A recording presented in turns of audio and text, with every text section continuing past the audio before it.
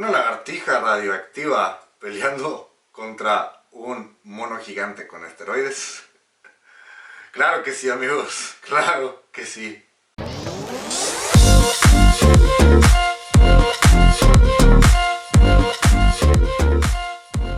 Amigos, sean ustedes bienvenidos a La Barra del Cine. Mi nombre es Jorge Hugo Valdés y en esta ocasión, el día de hoy, vamos a hablar de la tan esperadísima película de Godzilla vs. Kong. Ok, a ver, ¿qué tengo que decir sobre esta película? Creo que de las 4 películas de este universo, de este Monsterverse, recordemos que esta saga inició en el 2014 con la película de Godzilla, siguió con la de Kong, Skull Island, que sirvió como una retrospectiva, una introducción para Kong, y después tuvimos Godzilla, el rey de los monstruos, y terminamos, al parecer, con Godzilla vs. Kong. Y siento que es una película que cumple con las expectativas y ya. Porque lo que queríamos ver en esta película era a dos monstruos, a dos animales tan icónicos del cine que ya lo habíamos visto en películas pues antiguas, por así decirlo, ¿no? Pero ahora con la tecnología, con cómo ha evolucionado el cine, pues queríamos ver cómo iba a surgir esta pelea, cómo iban a lograr esta épica batalla, este enfrentamiento entre dos de los monstruos más icónicos del cine. Y creo que lo logra, creo que cumple bastante bien con lo que nos prometía, tanto la publicidad como los trailers o como nos pintaban la película. Creo que de las 4 es la mejor. Y no por eso quiere decir que sea la gran película de la historia. Probablemente lo que esperábamos sí lo cumple al 100%. Esos momentos de Kong, que en lo personal siempre fui Team Kong. Y no tanto porque no me caiga bien Godzilla. Simplemente que yo, por ejemplo, había la película de Godzilla de los 90s, que la neta para mí pues fue una basura. Y ahí fue como yo conocí a Godzilla, con esa película que la verdad es malísima. Y cuando salió la de los 2000 de Peter Jackson, ¿se acuerdan de esa? La clásica historia de King Kong. Pues como que empatizas más con el personaje. Y para eso es esta película. Incluso la primera película de Kong en este Monsterverse es que tú empatices con el simio, con el mono gigante. Porque de alguna manera es más humano o tiene tintes más de humildad o como lo quieran poner, ¿no? Que empatizas más con él por la relación que tiene con los humanos. Y a Godzilla, lo padre de Godzilla es que te lo pintan, sí, es un destructor y destruye ciudades y todo, pero Godzilla siempre te dan a entender que es el defensor de la humanidad, sean cuáles sean sus métodos, ¿no? Ahora, creo que lo que logra muy bien esta película son esos enfrentamientos, porque desde el principio casi al principio de la película ya vemos un vistazo a Kong, tenemos un vistazo al ataque de Godzilla hacia esta estación, ¿no?, del gobierno llamada Apex. Pero es algo que venían trabajando de películas anteriores, sobre todo en la primera de Godzilla, que literal Godzilla aparece como 20 minutos, la lagartija aparece en menos de la mitad de la película y se enfocan bastante en el factor humano, en las relaciones que tiene la humanidad, en cómo afecta esto a la humanidad, cuando no, o sea, lo que nosotros queríamos ver era que se agarraran a madrazos, banda, eso es lo que queríamos. Y por fin lo logran. Y créanme que es impresionante. No solo es una pelea, son diferentes. En este video no les voy a contar cómo son las peleas, pero sí, créanme que hay más de una. Y wow, claro que sí. Ahora, lo que ha hecho la publicidad, lo que han hecho los trailers y los spots que han sacado se siente como una película no tanto de Godzilla, sino más de Kong. Porque vemos más de Kong, vemos como el objetivo de la película es llegar a este lugar que se supone que es el origen, ¿no?, de estos titanes, de estos monstruos alfa.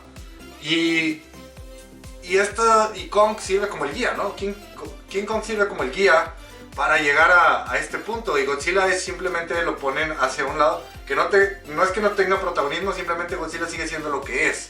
Godzilla sigue siendo ese monstruo, ese defensor de la humanidad. Y que tiene razón de ser y de estar ahí, sí. Porque se tienen que enfrentar a algo más, ¿no? Ahí la ponemos. Entonces, logran muy bien esta historia, aunque parece sencilla, creo que el argumento está bien. No es nada del otro mundo, pero funciona lo suficiente como para que estos dos monstruos se unan. Porque la mayor preocupación era cómo los van a juntar, o sea, si están en diferentes lados del mundo, ¿no?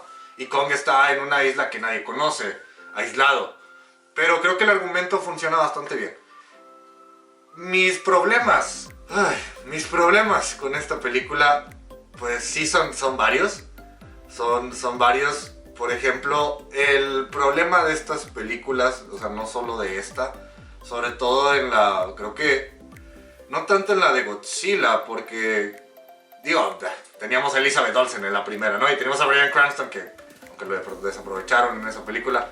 Pero, por ejemplo, en la pasada, en la del Godzilla, el rey de los monstruos, la verdad no te importaban los humanos, o sea, ¿por qué no? Y aunque no te importen, son parte de la película, entonces hay que hablar de ellos. Y creo que, por ejemplo, en la de Godzilla vs. Kong, hay demasiados humanos, demasiadas historias por aquí, por acá. Está la historia de Rebecca Hall y la niña sordomuda, ¿no?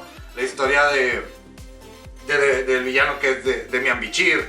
Y por el otro lado tenemos a la historia más horrible, más aburrida, se los juro. Cada vez que salía eso era como que, ay, porque yo quiero ver madrazos. La historia de Millie Bobby Brown, que nada más está ahí para recordarte que esta película está dentro de las películas anteriores, ¿no? Porque ella y su papá, que por cierto su papá, que lo interpreta Kyle Chandler, no, o sea, tiene como 3-4 escenas, nada más, dice como 3 frases. Y es como que neta, o sea, la verdad ni relevante era. Pero la historia de Millie Bobby Brown es súper aburrida, se los juro. Creo que lo único rescatable de esas partes de la película es con Brian Tyree Henry, este actor, que es el que tiene el podcast y demás. Creo que es lo único porque como que añade una parte cómica, ¿no? Y tiene mucho carisma, ya lo hemos visto actuar en otras series. Y creo que es lo único bueno de esa parte de Millie Bobby Brown. Pero en sí, o sea, fuera de eso, nada más te importa una persona. De todas las personas, de todo el cast que hay, nada más te importa una, que es esta niña sordomuda, que es la que mantiene esta relación con Kong. Es la que mantiene este lazo, que como que es el lazo entre los titanes y la humanidad. Creo que es lo padre de esta película. Ahora, claro, vamos a la parte de los madrazos, ¿no? Que si bien estos efectos de sonido, todo el mix, ¿no? Que tienen estos efectos, creo que está bastante bien. Y creo que mi único problema, por ejemplo, con los titanes, es que había veces donde Kong, en ciertas partes del mundo, por así ponerlo, se veía muy, muy pequeño. Y cuando lo pasaban a la ciudad, sobre todo en el acto final, creo que ahí sí se veía muy bien como el tamaño que es. Como si de verdad se le pudiera poner enfrente a Godzilla y a otras amenazas. Pero sí había partes donde decías, ¿en serio este es el tamaño de Kong? ¿Este es King Kong? ¿Why? ¿Por qué? Creo que sí, sobre todo la famosa hacha que traía, que lo vimos en los trailers, también se veía muy pequeña, y a la hora que lo ponen en los madrazos se veía muy bien.